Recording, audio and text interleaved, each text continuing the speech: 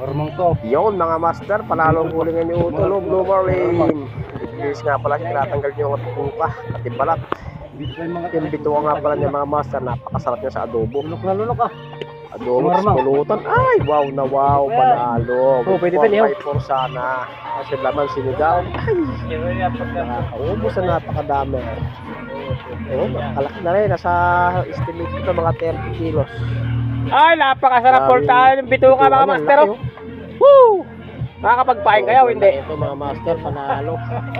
Paldoy ka nga. Yan lang mahirap kayo magtanggal ng asang. Ang tinis tanggal yan. Aray ko! Wala mo kutsi. Sarapang kaya ni. Yun no?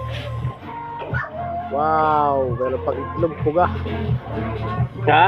Na kulay pinkish yung laman niya mga master.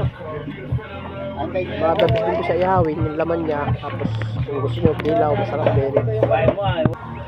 Yun no? Oh, pulang kulay hasang, laki.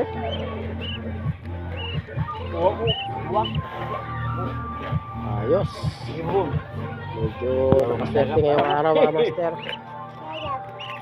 Panalo.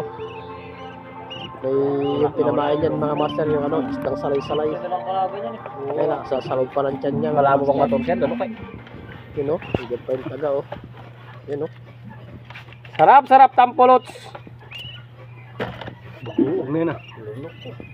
Yun, tatanggal na. Yan.